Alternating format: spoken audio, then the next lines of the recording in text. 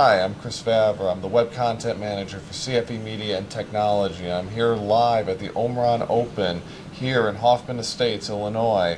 And I'm here today to discuss some of the great innovations that Omron is doing, not just as their own company, but also with some of their partners. And I'm here today with Peter Brouwer, right here on my right, and then down the line we have Tim Fabian from Flow Technologies. So thank you both for joining me here today. Thank you. Awesome. Appreciate it. Glad Pleasure. to be here. Yeah. So I wanted to start with you, Peter. When we talk about innovation, it always seems to be kind of a buzzword. Like, what does that mean? But with Omron, the company really seems to be emphasizing social awareness as part of that platform for innovation. And I wanted to know what you thought about that and what Omron's been doing for that. Yeah, great question. Innovation and technology-based solutions is the heart of everything we do. We've been in this business for over 90 years. It goes back to 1933 when our founder, Kazumi Tatisi, created Omron with the mission to contribute to society through technology advancements. So since that time, we have over 15,000 patents ranging from social systems, healthcare, and industrial automation, which we are today. And these are all around solutions contributing in creating a more sustainable society. So innovation to us, innovation is not a buzzword. It's something we live and breathe every day. Sure. And Tim, when you think of innovation, sometimes we think of these big seismic changes, but they don't always have that big boom. So how do you and your company sort of measure innovation as far as impact goes? Yeah, it's a great question, and some of the lessons, frankly, we've learned over the last 3-4 years have taught us that we don't always see things coming as we expect them, right? So if you think about innovation to me is not just mapping out what you think the next 10 years will look like, but also being flexible to be able to adapt quickly. And we saw many lessons during the pandemic, ranging from supply chain issues and things of that nature to workforce shortages that required us to change our roadmaps and our product lines to be able to be innovative, to solve new problems that maybe we didn't see coming. So to me, that's one of the measures of innovation that comes to mind immediately. And Peter, for Omron, what do you think about that, and as far as what the company has been doing the last few years and what it looks like for you? So we're all focused upon sustainability, justifying what we do to contribute back to society. And this comes in many facets. It comes back to driving energy management, diversity, inclusion, and overall developing solutions and technology for our customer to be able to contribute and give back to society. Yeah, and when you're working with a company like Flow Technologies, how collaborative is this process that you embark on with them? You talked a little bit about that during the opening. Why don't you describe that in greater detail? Yeah, our partnership and history go back many years. It's very tight alignment and collaboration where we embed our people with Flowist engineers working collaboratively together right from the design stage of the technologies right through to the manufacturing stage. So it's truly collaborative right from the beginning of development right to the end, to commercialization. Sure. Tim? Yeah, I'll add to that. I mean, the partners that we have at Omron, they see our roadmap literally when it's fresh off the printer and involved in that process in the beginning. So they sit in our product development meetings, they brainstorm ideas. Oftentimes we get presented with problems that our customers need to be solved, and we don't have the technical expertise required to do that. And they're our first phone call to help us work through those solutions. So it's, while they may not get their paychecks and benefits from the same place, we consider them as much as our team as anybody that wears a Flow logo on their shirt. Yeah. So. This was brought up during the keynote. AI, that has grown in prominence in the last year. Automation, particularly because of the COVID-19 pandemic, as you had alluded to, has really changed the paradigm of how we work and how we interact and how we get our jobs done. What role has automation and AI played for you guys in the last couple of years? Yeah, so I mean, significant, right? Because for one, you're able to sort through what you think is going on versus what in actuality is going on, right? So from an AI standpoint, being able to take that data and turning it into something that is actionable is significant. And we've seen some things that we didn't expect to see that probably saved us from going down, let's say, product development paths that wouldn't have been fruitful. I mean, at the end, we want to do is to create a solution for a customer that solves their problems and allows them to sleep well at night. Yeah. And if we don't fundamentally understand what those problems are, then we miss our goal. So that transformation has been significant, but it's also really made us change the way that we develop the products differently, because in the past, right, we've built almost 20,000 water jet systems as the inventor of the water jet machine, and it's a piece of capital equipment. So our product development and roadmap has always been about, okay, what can make a part faster, cheaper, or better? But nowadays, there's a lot more to it. It's about the user experience. It's about making it adaptable. It's about making it safe for, frankly, a very inexperienced workforce when there's a manufacturing workforce shortage. Right. So it all factors into that in a significant way. And to add to Tim's comments, specifically around the AOI, it's the data collection, being able to collect a lot of data, interpret the data real time, and make predictions, make actionable tasks, actionable items based upon the data to make the machine run much more efficient, much more productive, and much more safer, right?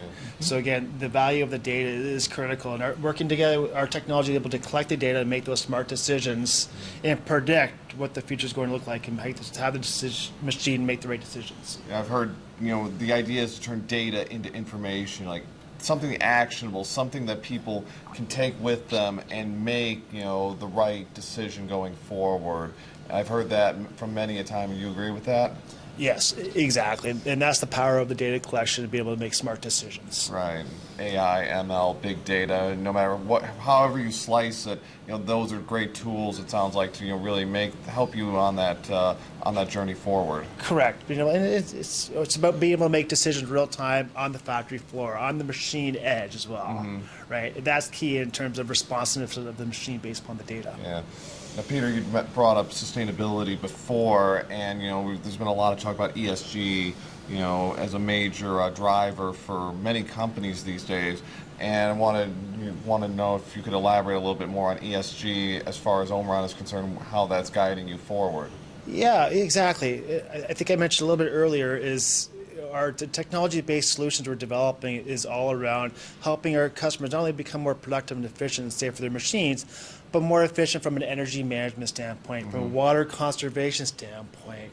And that's where we work really closely with the flow engineers to understand what's important in their machines from a sustainability standpoint, to make sure we have the right technology operating the right way to help achieve the sustainability initiatives specific to their machines. Sure. And what we do with Flow, we replicate to many, many other customers on a daily basis across the Americas. Yeah. Tim, what role is ESG playing for your company? Yeah, it's certainly very large and getting larger every day. I mean, interestingly, when the abrasive water jet process first came out, in many ways we thought of it as sort of nature's process, because you're taking a water and abrasive sand erosion process and effectively just the same way the Grand Canyon was carved out, you're now carving out metal pieces and things of that sort. But if we think about, right, how that impacts the environment, right, we want to consume less water, we want to consume less power. If it takes X amount of power, we don't want to use any more than X amount of power to create a finished part for a customer. So we're looking at things through a very different set of lens than we did even 30 years ago. It's always been part of our foundation and our nature, but what we're seeing is and it's been going on for some time now, is a transformation. Finally, I think the rest of the world is understanding that it's not just about a buzzword, it's not just about social marketing. people do this because it's the right thing to do. It's the right thing to do, and we're a global company. We see areas in Europe, particularly, right? Europe and Northern Europe, you see them very strong, and we're seeing the rest of the world just really kind of coming on board even more and more every day with the ESG initiatives that we have. They're starting to realize that this can help them not only from a social standpoint, but the bottom line as well. And perhaps some of the technology had to catch up, but I think, to your point, it's like Europe has kind of been leading the charge. Now everyone else is really catching up, and with that, more ideas, more voices, more perspectives. That only can help in the long term. Yeah, and I think it's something that's important too to recruit the workforce for tomorrow. Yeah. Right? This is near and dear, and it's important to the future generation of people too. They want to do something meaningful in their life, and we want to provide them the opportunity to do that meaningful work within our organization. Yeah. So. I'll close out with this. You guys have been partners for many, many years. What do you see as like the future of your partnership, and in what ways will it manifest, do you think?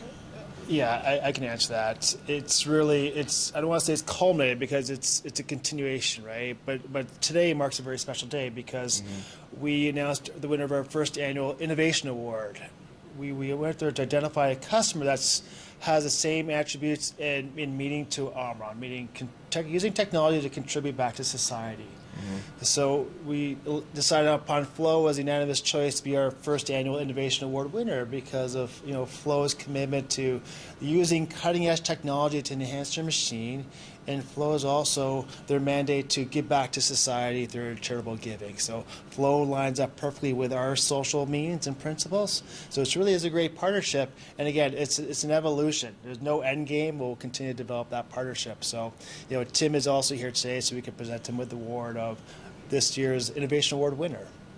Congratulations, Tim, to you and to Flow Technologies. Yeah, no, thank you. And I mean, what a fantastic recognition and very meaningful award, right? So I can't thank you enough on behalf of the employees at Flow, but just the entire team. Your team's been fantastic, and we certainly look forward to that innovation of the future.